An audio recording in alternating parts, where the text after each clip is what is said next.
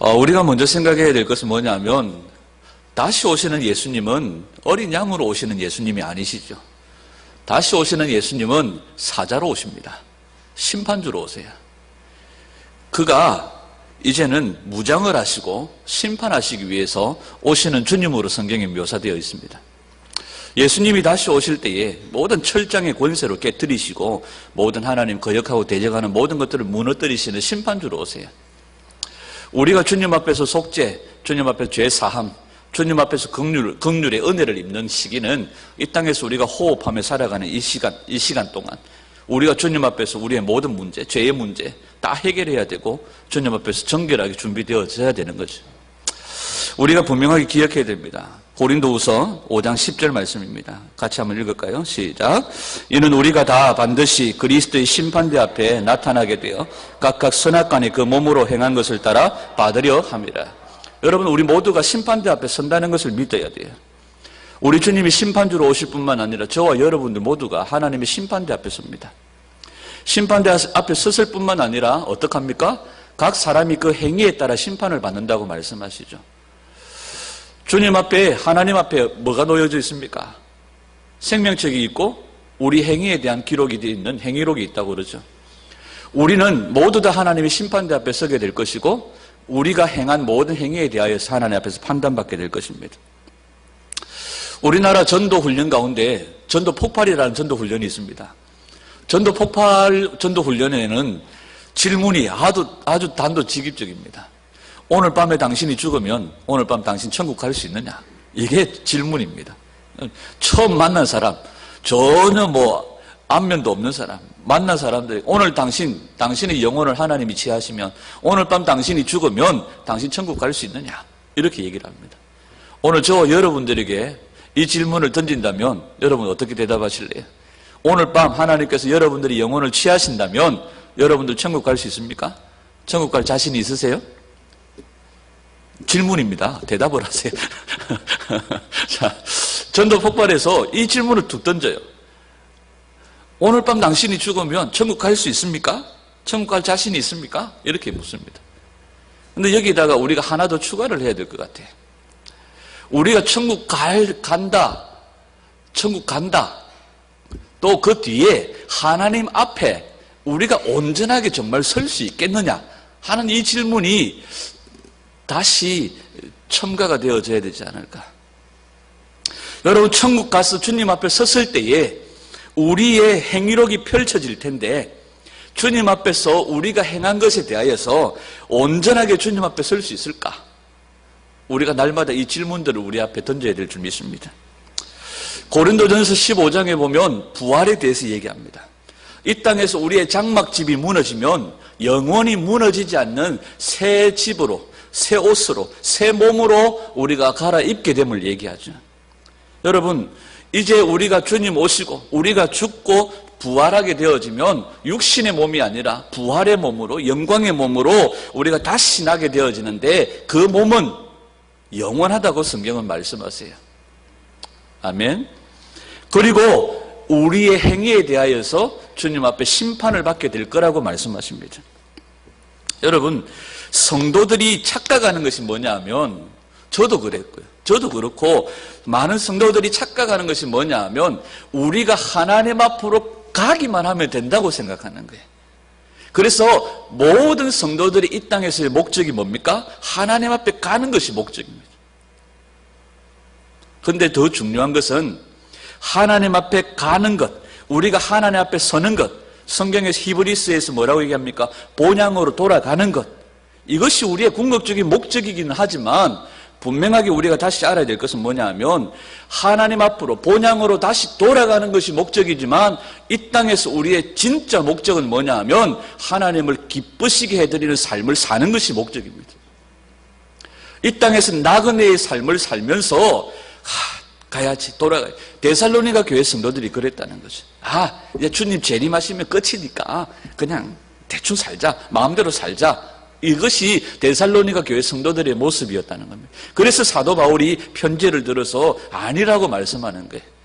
우리가 본향으로 돌아가는 것보다도 더 중요한 것은 이 땅에서 하나님을 기쁘시게 하는 삶을 사는 것이 목적이라는 겁니다.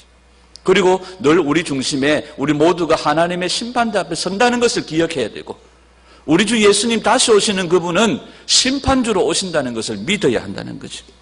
그래서 우리의 항상 마음 중심에 우리가 품고 잃어버리지 말아야 될 생각은 뭐냐 하면, 사나 죽으나 우리가 주님의 것이요 사나 죽으나 주님을 기쁘시게 하는 삶을 살아야 한다는 겁니다.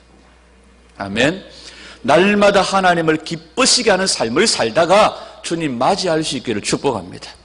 이 주님을 기쁘시게 하는 삶은 무엇을 통해서, 어떻게? 행위를 통했습니다. 우리의 행함을 통하여서 하나님을 기쁘시게 해야 합니다. 이러면 많은 사람들이 질문을 던지죠. 그러면 구원이 행위입니까? 이런 쓸데없는 질문을 던집니다. 믿음과 행위는 뛸래야 뛸 수 없습니다. 믿음이 먼저냐, 행위가 먼저냐, 구원은 믿음이냐 행위냐. 믿는 자에게는 뭐가 따라요? 행위가 반드시 따르게 되어져 있다는 사실입니다.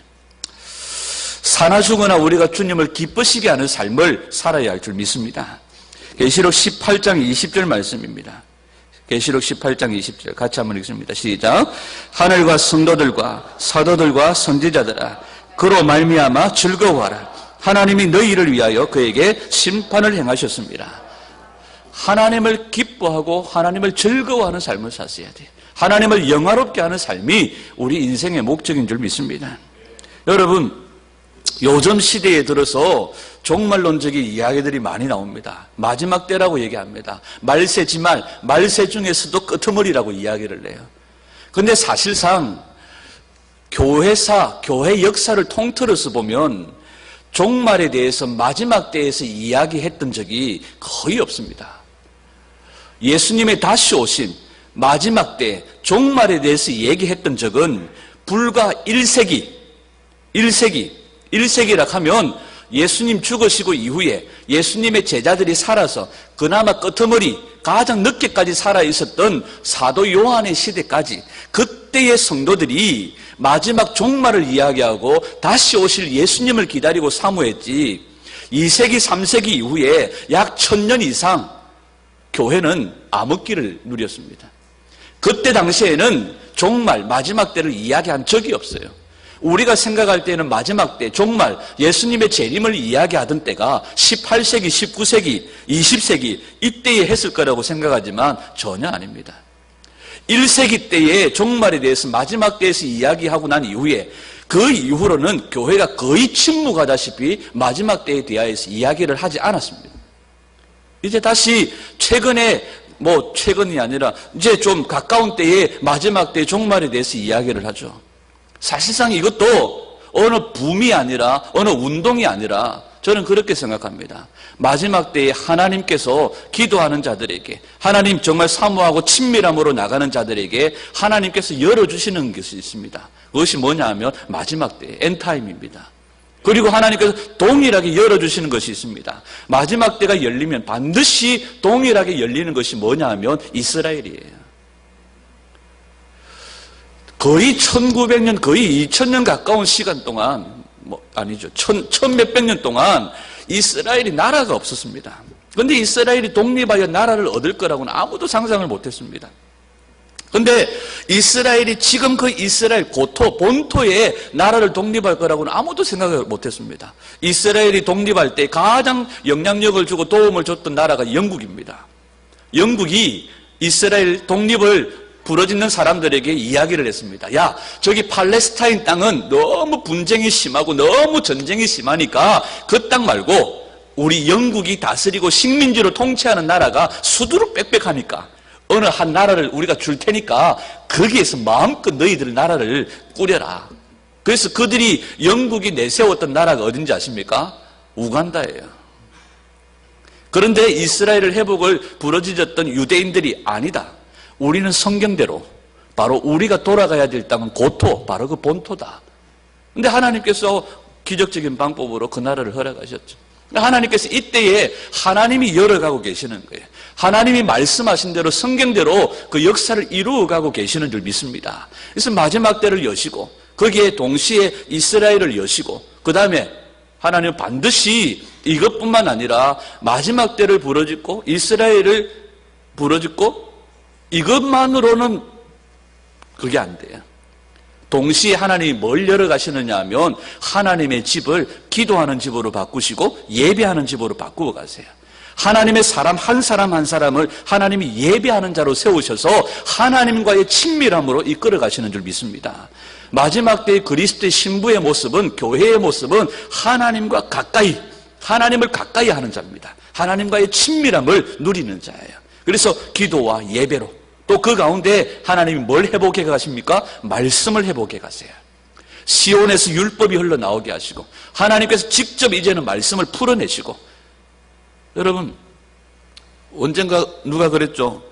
어느 나라입니까? 시리아입니까? 어딘지 모르겠지만 어떤 때는 IS 대원들에게 테러를 당해서 죽는 사람보다도 예수님이 직접 나타나셔서 가정을 회복하시고 예수님께로 돌아오게 하시고 그 영혼을 구원하시는 일이 더 빈번하게 일어난다는 거예요. 하나님이 직접 움직이시고 일하시고 하나님을 가까이 하는 자, 말씀과 기도와 예배로 자신을 정결하게 거룩하게 다듬어가는 그 사람들을 통하여서 하나님께서 이제는 그 때가 되었음을 이야기하시고 다시 오실 주님을 기다리고 사모하게 하시고 다시 오시는 그 주님은 이제 심판주로 오심을 우리에게 말씀하신다는 거죠. 여러분, 지금 이 시간 우리가 하나님의 말씀 가운데로 들어가다 보면 내가 해야 할 일이 무엇이고 내가 하지 말아야 할 일이 무엇인지가 분명하게 드러납니다. 이제는 이 마지막 때에 말씀 가운데로 들어갈 때에 내가 해야 될 것이 이것이구나. 내가 붙들어야 될 것이 이것이구나. 내가 하지 말아야 될 것이 이것이구나. 하나님이 분명하게 우리를 구분하시고 우리를 이끌어 가실 거예요. 여러분, 그 하나님께 이끌림을 받는 그런 은혜가 있기를 주의 이름으로 축복합니다. 마태복음 10장 15절 말씀입니다. 마태복음 10장 15절 시작. 내가 진실로 너희에게 이르노니 심판날에 소돔과 고모라 땅이 그 성보다 견디기 쉬우리라. 여러분, 마지막 때의 주님의 심판은 차라리 소돔과 고모라 땅이 낫다는 거예요. 소돔과 고모라 땅보다도 더 괴롭고 더 험악한, 더 무참한, 더 정말 어려운, 힘든, 감당하기 힘든 그런 심판이 있다는 겁니다. 그런데 하나님의 심판의 기준이 뭘까요? 마태복음 25장에 보면 주님이 양과 염소를 가르는 장면을 설명하면서 주님이 뭘 말씀하시느냐 하면 양쪽에 있는 사람들에게 내가 줄일 때에 너는 먹을 것을 주었고 내가 목마를 때에 마실 것을 주었고 내가 헐벗었을 때에 너는 입을 옷을 주었고 내가 감옥에 갇혔을 때에 너는 돌아보았고 이렇게 얘기를 해요. 그랬더니 그 양쪽에 있는 사람들이 뭐라고 얘기해요? 내가 언제요? 모르는 거예요. 근데 염소 쪽에 있는 사람에게 동일하게 얘기합니다. 내가 줄일 때에 너 먹을 것도 안 줬잖아. 내가 목마를 때 마실 것도 안 줬잖아. 우리 주님도 배고프면 신경질 나시는 거야. 내가 줄일 때 목마를 때 마실 것도 안 줬잖아. 똑같이 얘기하는데 이 사람들은 뭐라고 그래요? 자기가 그렇게 했다고 말하면서 자기 뭐라고 그래요? 내가 언제요? 이렇게. 내가 언제 안 줬습니까? 이렇게 얘기하죠. 근데 주님이 마태복음 25장에서 심판의 기준이 뭐냐 하면 이 땅에서 지극히 작은 자에게 행한 것. 심판의 기준이 뭡니까? 이 땅에서 지극히 작은 자에게 행하지 아니한 것. 이것이 심판의 기준이라는 거예요. 여러분, 양과 염소의 기준이 뭡니까? 구원의 확신을 가지고 있는 것, 이게 아니라는 겁니다. 아니면 교회 봉사 섬김을 열심히 잘하는 것, 아니면 이게 아니라는 거예요. 종교적으로 열심히 모이고 열심히 종교적인 행위를 하는 것, 이게 아니라는 거예요. 주님은 분명하게 얘기하십니다. 이 땅에서 지극히 작은 자에게 행하지 아니한 것, 이 땅에서 지극히 작은 자에게 행한 것, 이것이 양과 염소의 구분의 기준이라는 겁니다. 했느냐 안 했느냐 안 했느냐, 했느냐 안 했느냐, 지극히 작은 자에게 먹을 것을 마실 것을 주었느냐 안 주었느냐. 여러분, 성경은 분명하게 얘기하죠. 행함이 없는 믿음은 죽은 믿음이죠. 여러분, 바른 믿음은 바른 행위를 낳는 줄 믿습니다. 오늘 우리 주님께서 요구하시는 것이 이것이에요. 그리고 주님은 마태복음 25장 34절에서 이렇게 얘기합니다. 하나님의 기준에 합격한 자들에게 뭘 준비하셨습니까? 창세전에 하나님의 나라를 준비하셨다고 말씀하세요. 그때 임금이 그 오른편에 있는 자들에게 이르시되 내 아버지께 복받을 자들이여 나와 창세로부터 너희를 위하여 예비된 나라를 상속받으라. 우리를 위해 예비되어진 나라가 언제부터 예비되어졌다는 겁니까? 창세부터 예비되어졌다는 거예요. 그냥 금방 후닥닥닥 만드는 것이 아니라 우리를 위해서 창세전에 그 나라가 예비되어졌다는 거예요. 마태복음 25장 41절에 그 기준에 미달된 자들에게는 뭐라고 얘기합니까? 또 왼편에 있는 자들에게 이르시되 저주를 받은 자들아 나를 떠나 마귀와 그 사자들을 위하여 예비된 영원한 불에 들어가라. 이렇게 말씀하세요. 다시 얘기합니다. 기준이 뭡니까? 했느냐 안 했느냐입니다. 지극히 작은 자에게 했느냐, 지극히 작은 자에게 하지 않았느냐. 한 자들에게 뭐라고 얘기합니까? 창세부터 예비되어진 나라에 들어가라. 그렇지 못한 자들에게 뭐라고 말합니까? 마귀가 들어가는 불에 들어가라. 이렇게 말씀하세요. 여러분, 우리가 하나님 나라의 상속자인 줄 믿습니다. 우리 주 예수님이 하나님 나라의 상속자인데 우리 또한 하나님 나라의 상속자라고 성경은 말씀하세요. 로마서 4장 16절입니다. 그러므로 상속자가 되는 그것이 은혜에 속하기 위하여 믿음으로 되나니 이는 그 약속을 그 모든 후손에게 굳게 하려 하심이라. 율법에 속한 자에게 뿐만 아니라 아브라함의 믿음에 속한 자에게도 그러하니 아브라함은 우리 모든 사람의 조상이라. 로마서 8장 17절입니다. 자녀이면 또한 상속자 곧 하나님의 상속자요 그리스도와 함께한 상속자라고 말씀하세요. 여러분, 그리스도도 상속자예요. 우리도 그리스도와 함께한 상속자예요. 그러면 예수님 그분은 우리의 뭐가 되신다고요? 뭐가 되십니까? 형님, 우리와 함께 상속자가 되기 때문에 여러분, 오늘 우리가 이것을 염두에 두고 오늘 본문을 다시 살피기를 원합니다. 여러분, 우리 모두는 하나님의 심판대 앞에 섭니다. 우리 모두는 우리가 행한 것에 대하여서 주님 앞에 판단받게 될 거예요.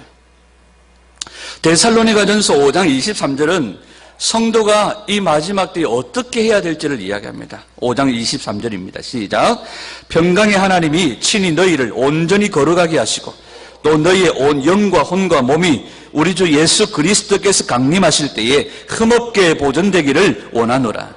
뭐라고 말합니까? 첫 번째, 온전히 거룩하기를 원한다. 또 하나는 뭐죠? 흠없이 보존되기를 원한다. 자, 이거 비슷한 말씀이 데살로니가전서 3장 13절에 있습니다. 3장 13절 시작. 너희 마음을 굳건하게 하시고 우리 주 예수 그리스도께서 그의 모든 성도와 함께 강림하실 때에 하나님 우리 아버지 앞에서 거룩함에 흠이 없게 하시기를 원하노라. 여기서는 뭐라고 말해요? 거룩함에 흠이 없어야 된다. 5장에서는 온전히 거룩하게 하시고 흠 없이 보존되는 겁니다. 이게 쉽게 3장에서는 거룩함에 흠이 없어야 된다. 거룩함에. 이것이 주님께서 마지막 때 성도들에게 요구하시는 모습이에요. 그 가운데 여러 가지를 말씀하시면서 19절, 20절, 22절까지 주님은 우리에게 중요한 말씀을 하세요. 19절에서 성령을 소멸치 말라 이렇게 말씀합니다. 성령을 소멸치 말라 이 말씀은 킹 제임스 버전에는 이렇게 말씀하죠. 성령을 억누르지 마라. 쉬운 성경에서는 이렇게 얘기합니다. 성령께서 일하시는 것을 막지 마라. 공동번역에서는 성령의 불을 끄지 마라 이렇게 얘기합니다. 성령께서 우리 안에 들어오시고 성령께서 우리 안에 말씀을 풀어주시면 우리의 심령이 뜨거워져요. 오늘 새벽에도 함께 나누었던 것처럼 로마서 12장 13절에 보면 부지런하여 게으르지 말고 열심을 품고 주를 섬겨라 이렇게 말합니다. 그런데 그게 원래 원어에는 열심을 품고 주를 섬겨라, 우리의 어떤 혼적인 열심을 말하는 것이 아니라 성령의 뜨거움으로, 영의 뜨거움으로 섬겨라 이렇게 말씀하는 거예요. 여러분, 우리 안에 내주하시는 성령님이 우리 안에서 일하시기 시작하면 우리의 심령이 뜨거워서 견딜 수가 없어요. 섬기고 싶고 가난한 자들에게, 억눌린 자들에게 나눠주고 베풀고 주님이 말씀하신 것처럼 지극히 작은 자에게 하고 싶고 행하고 싶은 일들이 우리 안에서 일어나기 시작하는 거예요. 그런데 우리가 어떻게 해야 돼요? 전통과 우리가 살아온 삶의 배경과 문화적인 어떤 어떤 것 때문에 성령의 일하시는 것들을 어떻게 합니까? 억누르기 시작하는 거예요. 야, 문제가 많다. 시끄럽다. 억누르기 시작하는 거예요. 그러면서 성령의 불을 끄기 시작하는 거예요. 자기만 끌 뿐 아니라 옆에 있는 사람까지도 끄기 시작합니다.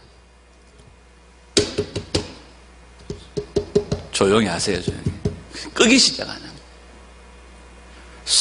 이 마지막 때 정말 중요한 부분이 이 부분입니다. 저는 이 부분이 중요하다고 생각해요. 여러분, 성령의 불을 끄지 말. 내 안에서 일어나는 성령의 불을 끄지 말 뿐만 아니라 여러분 교회 안에서도 마찬가지. 성령 안에서 행하는 일들을 우리가 분별할 필요는 있습니다. 20절에 범사에 헤아려 좋은 것을 취하고, 헤아려 하는 말은 뭐냐 하면 분별하라는 거예요. 조사하라는 거예요. 이것이 성령께로부터 왔는지 안 왔는지 조사하라는 거예요. 분별할 필요가 있습니다. 그래서 좋은 것은 취해야 합니다. 그러나 무턱대나 놓고 불을 끄지 말라는 거예요. 오늘 이 시대에 많은 한국교회 또 세계교회 여러 많은 사람들이 성령의 일하심을 방해하고 막아쓰고 끄는 일들이 있습니다. 조금만 뭐 하면 신사도주의, 조금만 뭐 하면 뭐 하여튼 확 꺼버려요. 분별하고 조사하고 살펴봐서 좋은 것은 취하여서 우리 안에서 성령님이 역사하시고 일하시도록, 성령께서 우리 삶을 이끌어 가시도록, 그분이 진리의 가운데로 말씀 가운데로 이끌어 가셔서 우리 안에 그분이 마음껏 일하시도록 제한 없이, 막힘 없이, 거침없이, 남김 없이, 후회 없이, 후퇴 없이 주님께서 일하시도록, 여러분 성령을 소멸치 않는, 성령의 불을 끄는 일이 없도록 사도 바울은 우리에게 말씀하시는 거예요. 에베소서 4장 30절 말씀입니다. 같이 읽습니다. 시작. 하나님의 성령을 근심하게 하지 말라. 그 안에서 너희가 구원의 날까지 인치심을 받았느니라. 표준 세번역에는 이렇게 되어 있습니다. 하나님의 성령을 슬프게 하지 마십시오. 여러분은 성령 안에서 구속의 날을 위하여 인치심을 받았습니다. 여러분 성령을 슬프게 하지 마십시오. 성령을 억누르고 성령의 불을 끄는 것도 그렇지만 성령께서 우리 안에서 어떻게 일하시고 역사하시는지에 대해서 무감각한 것도 슬프게 하는 거예요. 그리고 또 뭐라고 말합니까? 20절에 예언을 멸시치 마라 이렇게 말합니다. 고린도전서 14장 1절에 보면 사도 바울은 성도들에게, 교회에게 요구합니다. 사랑을 추구하되 신령한 것들을 사모하되 특별히 뭐 하도록 하라? 예언하려고 하라. 14장 3절 말씀에 그러나 예언하는 자는 사람에게 말하여 덕을 세우며 권면하며 위로하는 것이다 이렇게 말합니다. 여러분 초대교회 안에 선지자들이 있었고 예언하는 자들이 있습니다. 아가보가 예언하는 자라고 말했습니다. 그리고 전도자 빌립의 딸이 뭐 하는 자들이라고 말합니까? 예언하는 자들이라고 말해요. 초대교회에는 예언하는 자들이 있었습니다. 신약 성경에 나오는 모든 예언에 대한 증거는요, 구약 성경의 예언과 거의 일치합니다. 그리고 세례 요한, 아가보, 또 요한계시록을 쓴 요한의 모든 사역들을 보면 어떤 겁니까? 미래에 대해서 예언하는 거죠. 요한계시록도 미래에 대해서 예언하는 거잖아요. 뿐만 아니라 그 미래에 대한 것을 예언할 뿐만 아니라 그것을 설명하고 하나님의 뜻을 풀어내는 예언들이 신약성경의 예언들이에요.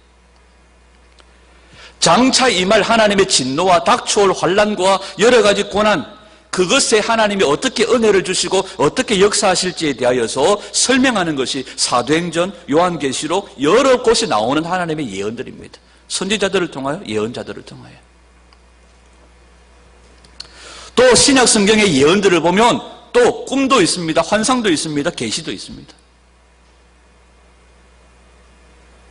그러나 초대교회 성도들이 모였을 때의 예배 가운데, 공중 모임 가운데 그 예언은 사도 바울이 고린도전서에서 뭐라고 얘기합니까? 사람에게 얘기하여 덕을 세우며 교회를 세우는 예언이 되어져야 된다고 말씀하세요. 그래서 현재의 우리에게 주어지는, 우리가 어떻게 교회 안에서 그리스도인으로서 주님 오심을 사모하며 하나님을 기쁘시게 하는 삶을 살까? 교회를 세우고 덕을 세우는 차원에서 예언을 하라고 말씀하고 오늘 본문에서는 예언을 멸시치 말라고 말씀하세요. 여러분, 저는 인정합니다. 하나님께서 오늘도 우리 가운데 말씀하시고 우리 가운데 하나님 계시하시고 그분 당신을 드러내시는 것을 저는 믿습니다. 그분이 살아계시기 때문에. 여러분들이 하나님의 말씀을 읽을 때에 성령께서 여러분들에게 주시는 감동이나 또 아니면 기도하시는 중보 기도자들을 통하여 하나님께서 우리 개인에게 주시는 어떤 감동이나 그런 감동들을 들을 때에 마음으로 받고 믿음으로 기도할 때에 하나님께서 우리 안에 행하시는 일들을 보게 될 것이에요. 그러나 중요한 것은 20절 말씀이죠. 범사에 헤아려 좋은 것을 취하라는 거죠. 하나님이 일방적으로 행하시는 예언이 있습니다. 이렇게 하겠다고 하나님이 하시면 그대로 해버리시는 예언이 있습니다. 그러나 또한 우리가 믿음으로 취하고 믿음으로 기도하여 내가 인정하고 받아들일 때에 내 안에서 일하시고 역사하시는 예언들이 있어요. 그러나 예언 자체를 멸시하지 말 뿐만 아니라 또 우리 개인에게 주시는 하나님의 음성을 소멸하지 말라는 거죠. 여러분, 그러면서 22절에 사도 바울은 이렇게 얘기합니다. 악은 어떤 모양이라도 버리라. 이 악은 우리 삶 속에서 행하는 잘못된 행위를 말할 수도 있지만 앞에 나오는 19절, 20절, 21절의 이 내용을 결론 짓는 말씀이라고 할 수 있습니다.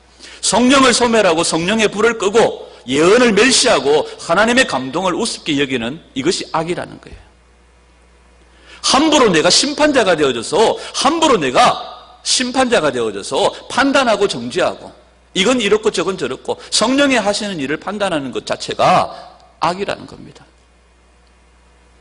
제가 설교 준비하다가 열받아가지고 페이스북에 올라온 어떤 글을 읽다가 열받아가지고 제가 좀 이게 막 흥분해가지고 야, 너 이거 한번 읽어봐. 뭐 이따위가 다 있어 이러면서 제가 했는데 뉴스 엔조이 미국판 그 모바일 그 인터넷 신문인 뉴스M이라고 하는 미디어 그게 있습니다. 뉴스M. 여러분들 자주 보면 뉴스M이라는 그 인터넷 신문 기사를 볼 텐데요. 거기 보면 뉴스M 그 신문에 신성남인가 하는 신성남 집사라는 분이 올린 글을 자주 올립니다. 근데 그 글 내용들이 보면 거의 교회를 비판적이고 교회를 향하여서 자기 나름대로는 개혁의 메시지를 던진다고 하지만 거의 교회를 향한 질타, 교회를 향한 비판 이런 글들을 많이 올려요. 어제 올라온 글이 뭐냐 하면 목사의 설교는 하나님의 말씀이 아니다 이렇게 올라온 거예요. 그 내용 중에 일부분은 저도 인정합니다. 목사가 뭐 전달하는 내용들이 또 말씀을 풀고 말씀을 가르치고 말씀을 교훈하고 말씀을 잘 받아들일 수 있도록 여러 가지 또 쉽게 하려고 하는 어떤 노력들에 있어서 또 여러 가지 양념들이 들어갈 수도 있다고 생각을 해요. 그런데 목사가 하나님을 대리하는 자가 아니라는 것도 저도 압니다. 그러나 하나님께서 2000년 교회 역사 가운데 하나님께서 말씀을 전달하는 전달자로 세워주신 것을 저는 믿어요. 하나님께서 교회 안의 질서 가운데 하나님께서 목양, 가르침의 일들을 감당하게 하신 부분들을 인정합니다. 그런데 그분이 하시는 말씀이 뭐냐 하면 너무 오늘날 성도들이 목사의 설교에 너무 맹종한다는 거예요.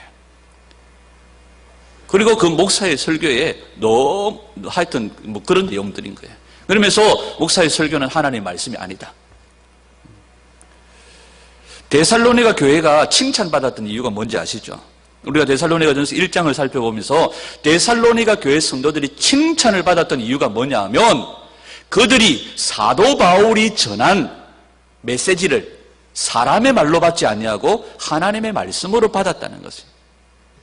여러분, 제가 여러분들에게 하나님의 말씀을 전달한다고 하다 보면 여러 가지 부족하고 연약한 부분들이 있을 수 있습니다.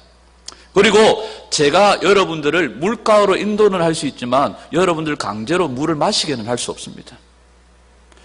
베레아 성도들처럼 물을 퍼마시고 그 물이 내 안에서 생수가 되도록 계속해서 퍼고 마시고 하는 것은 우리 자신들에게 주어진 또 사명인 줄 믿습니다. 여러분, 분명하게 우리가 기억해야 될 것은 뭐냐면 하나님께서 우리 안에서 행하시고 교회를 통하여서 하나님은 오늘도 일하시고 우리가 보기에 교회가 형편없는 모습들, 잘못된 부분들 분명히 인정하고 우리가 주님 앞에 회개하고 바로 서야 되죠. 그러나 그래도 저는 이때의 희망은 교회입니다. 이곳에서 예수 그리스도의 복음이 선포되어지고 생명의 말씀이 전달되어지고 생명의 말씀이 증거되어짐으로 영혼이 살아나고 하나님의 말씀으로 먹고 하나님의 말씀으로 받는 자들이 살아나는 역사가 교회 외에는 없습니다. 오늘날 우리가 개인으로 하나님 앞에 예배하며 기도하며 말씀의 우물을 파는 작업들을 해야 되지만 하나님은 약속된 이곳에서 우리 가운데 임재하시고 우리의 예배를 받으시는 하나님의 깊은 경륜이 있는 줄 믿습니다. 여러분, 우리가 정말로 어떤 문제를 판단하고 비판하고 또 그 부분에 있어서 우리의 의견의 목소리를 낼 수 있지만 성경은 우리에게 분명하게 얘기하세요. 악은 어떤 모양이라도 버리라.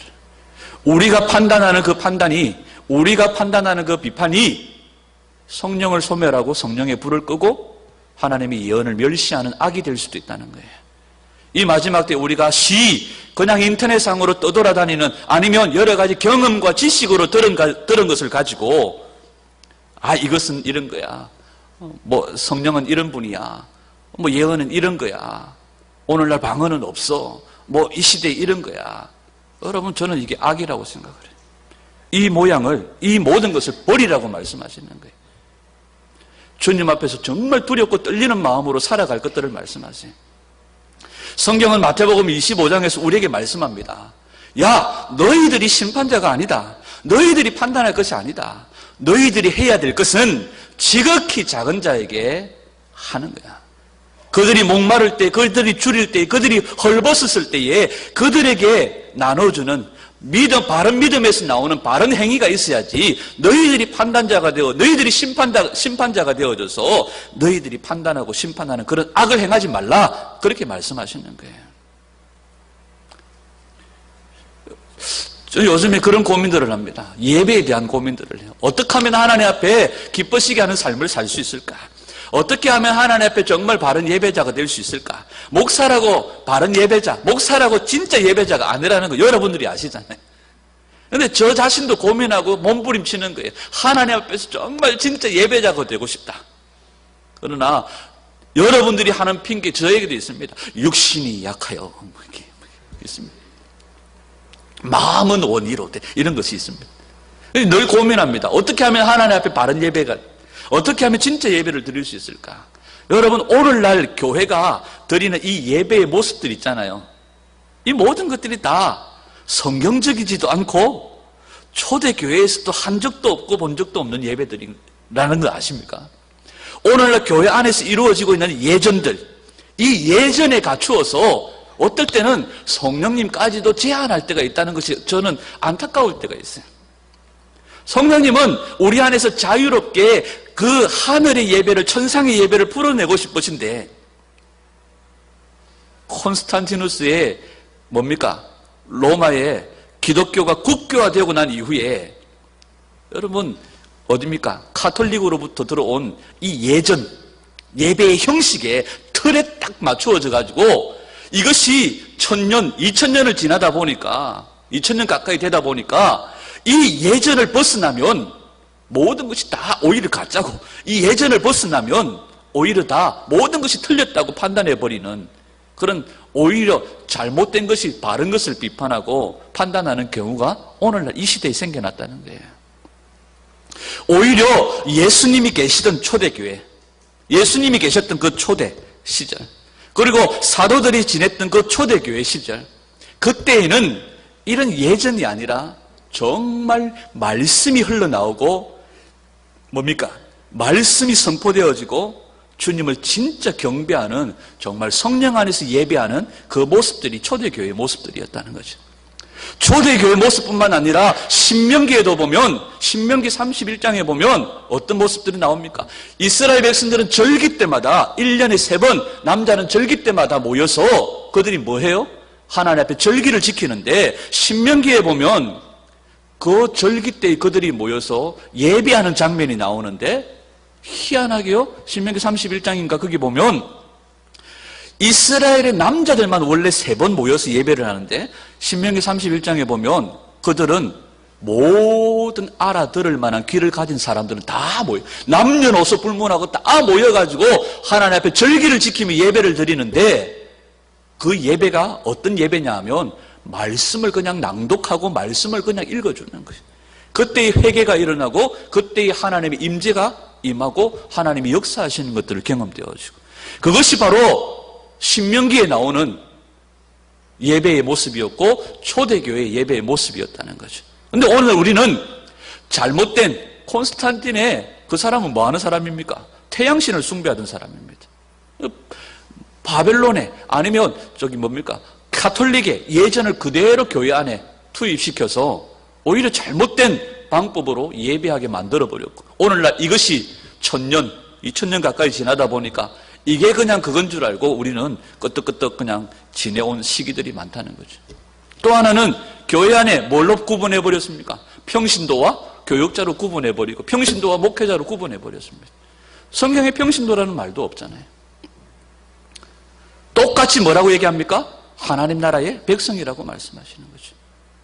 하나님 나라 백성으로서 우리가 말씀을 듣고 그 말씀 앞에 떠는 자가 될 때에 우리는 하나님을 기쁘시게 하는 삶을 살 수 있다고 성경은 말씀하세요. 이사야는 말씀의 결론을 쭉 내려가면서 66장까지 하나님의 진노와 심판을 얘기하고 회복을 이야기하면서 이사야 끄트머리 가서 이사야는 뭐라고 얘기합니까? 하나님 말씀 앞에 떠는 자가 되라고 말씀하세요. 여러분, 우리가 어떻게 하나님을 기쁘시게 하는 삶을 살 수 있을까? 하나님 말씀 앞에 떠는 자가 되어져야 됩니다. 우리가 이 마지막 때에 성령이 행하시는 일들을 억누르고, 내 안에서 억누르고, 또 교회 안에서나 주변에서 일어나는 여러 모양들을 보면서 내 경험과 형식과 제한되어진 내 자라온 배경 가지고 판단하고 비판하는 악을 거치라는 거예요. 여러분, 우리 안에서 이 마지막 때에 성령님께서 마음껏 일하시고 역사하시기를 저는 간절히 소원합니다. 우리 안에 하나님께서 더 깊이 하나님께서 예배를 풀어가시고 더 깊이 하늘의 천상의 예배를 경험하게 하시기를 간절히 소원해요. 그래서 항상 제가 여러분들에게 얘기하지만 우리 부암역교회 모든 성도들이 정말 예배를 인도하는 예배 인도자가 되기를 소원하고, 우리 부암역교회 모든 성도들이 어떤 경우에 서든지 누구 앞에 서든지 당당하게 하나님의 말씀, 주는 그리스도시요 살아계신 하나님의 아들이심을 증거할 수 있는 메신저가 되기를 소원해요. 그래서 때로는 제가 좀 이렇게 게으름이 날 때, 박재영 집사님 오늘 좀 나오셔서 말씀을 좀 이렇게 전해줘. 이것도 멋있는 교회일 것 같아요. 임성원 집사님 오늘 오후 예배 때 특별히 제가 숙제를 드릴 테니까 오늘은 레위기를 좀 풀어주세요. 이렇게 멋진 교회일 것 같아요. 이원수 집사님 다음 주 민수기 22장 준비하셔가지고 우리에게 그 말씀을 좀. 여러분, 우리 모두가 어디에 서든지 주 예수 그리스도를 담대하게 말하고 증거할 수 있고, 누구 앞에 서든지 아니라 어디를 가든지 주님 앞에 예배하는 예배자가 될 수 있어야 돼요.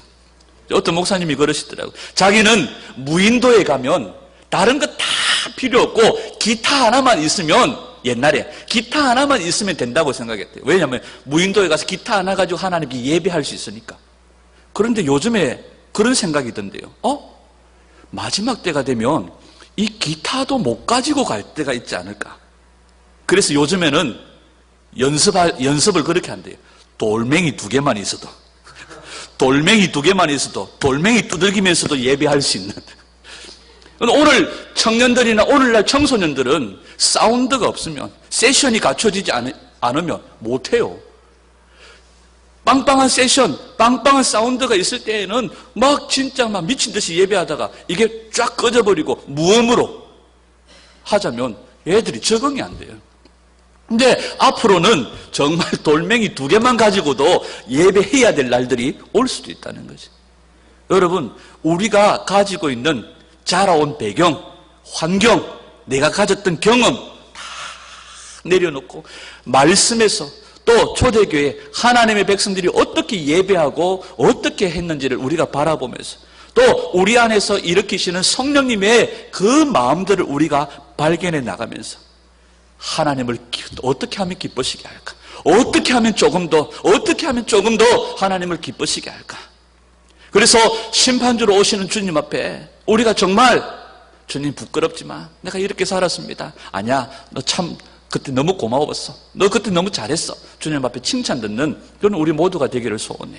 우리가 거창하게 뭔가를 하지 않아도 마태복음 25장에서 주님이 요구하시는 것처럼 지극히 작은 자에게 그들이 헐벗고 굶주리고 있을 때에 손을 내밀어주고 안아주고 보듬어 줄 수 있는 그런 교회가 되기를 간절히 소원합니다.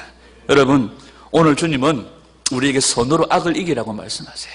여러분, 사람들이 다 인간적인, 사람들이 다 세상의 목소리를 가지고 교회는 이러니, 뭐 성령님은 이러니, 말씀은 이러니, 우리가 심판자가 되어서 판단하는 그때에 여러분, 우리는 침묵하고 뭐 해야 될까요?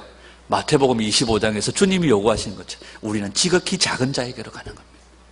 여러분, 성경에 보면 여호사밧이라는 왕이 있습니다.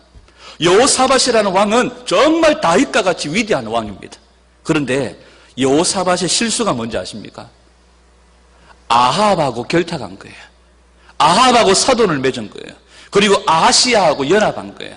여러분, 악에게 연합하면 악이 당하는 고통, 악이 당하는 멸망을 우리가 받습니다. 멸망당하는 자들, 바벨론, 멸망당하는 세상과 함께 우리가 거기에 동조하고 거기에 우리가 함께 편승하면 그들이 멸망할 때 우리도 망한다는 거예요. 예레미야 50장에서 주님은 분명하게 말씀합니다. 바벨론에서 나오너라. 계시록 18장에서 뭐라고 얘기합니까? 거기서 떠나라. 그들이 당하는 멸망에 함께 참여하지 말라고 말씀하세요. 여러분, 교회 안에서, 작은 교회 안에서, 또 아니면 가정 안에서 여러분 함부로 비판하고 판단하고 정죄하고 씹고 하는 일들, 그걸 들으면 기분이 고소하고 좋아요. 내가 못하는 걸 남이 막 해주니까 좋아가지고 동조는 안 하는 척하지 막 이러고 있습니다. 왜 그러고 있습니까? 함께 죽습니다. 함께 망하는 거예요. 그 자리를 떠나시든지 그 자리를 피하시든지 아니면 하지 마세요. 하지 마세요. 분명하게 말해야 돼. 왜? 그도 죽고 나도 죽습니다. 여러분, 우리 안에서 이런 비판과 판단의 목소리, 심판의 목소리가 우리 안에 있는 것이 아니라 지극히 작은 자에게로 가는 은혜가 있기를 소원하고, 이 시대에 성령께서 우리 안에 어떻게 열어주시는지를 저는 잠잠히 따라가기를 소원해요. 하나님께서 어떻게 열어가시는지, 열어주시면 열린 만큼, 열어주시면 열린 만큼 주님 인도하시는 대로 따라가기를 소원합니다.